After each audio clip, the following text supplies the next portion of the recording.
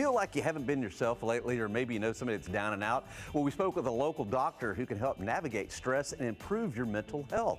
Roma has more. I'm joined by licensed clinical psychologist, Dr. Jamie Guerra. Doctor, thank you so much for being with us. Thank you for having me here, Roma. Absolutely. So May is Mental Health Awareness Month. This is so important. I feel, in my experience as an adult, people are not recognizing that they do need some mental health help. Why do you think that is?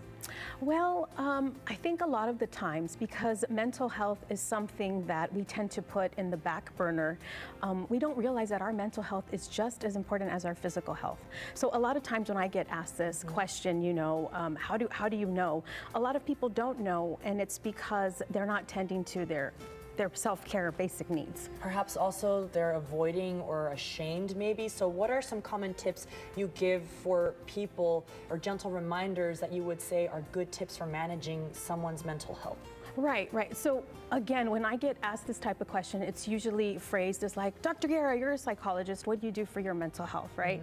And what I say is, you know, again, mental health is just as important as our physical health. So the tips that I have are things that I practice daily. Okay. And when we talk about self-care, we're talking about in therapy what we refer to as a self-check-in. Okay. So what does that mean, right? Like, well, okay, what does that mean? It means, are you waking up and feeling refreshed from your sleep? Are you getting the right amount of water, proper nutrition, exercise, movement? You know, and again, these are basic needs. So when we talk about mental health and self-care, we're really talking about this is a part of your daily routine.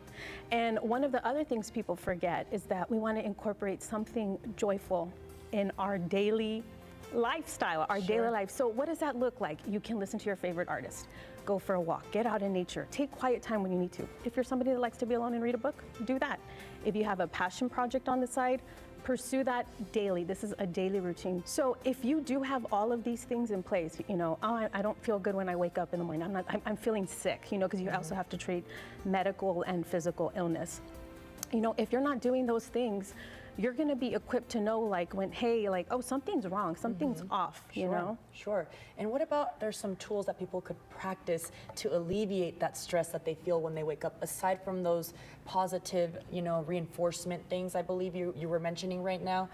Mentally, though, it can just take over, right? Right. Say you wake up in the morning, you do your daily check-in, and you're like, I don't feel good today I didn't get enough sleep, you know? The easiest, most, you know, evidence-based tool out there is just to pause, take a moment, and take a deep breath. And I'm taking it with you. Yeah, and you're good. So what we do and what I teach a lot in my practice is squared breathing. Meditation and mindfulness research shows that there's numerous findings in this being able to treat medical and mental illness. So what we do is we get a square, and I'm just going to do it for you here on the screen, is you inhale for 4 seconds. Okay. So hold, exhale, and then you can hold your rest for another 4 seconds. You can sometimes do it like on a part of your body. You want to do it at least 4 times in a row for it to, you know, build the effectiveness for you. You want to do it maybe 1 to 2 times a day. It'll take like 1 to 2 minutes. You do it as needed, and that is the most easiest evidence-based tool out there. How can people reach out to you?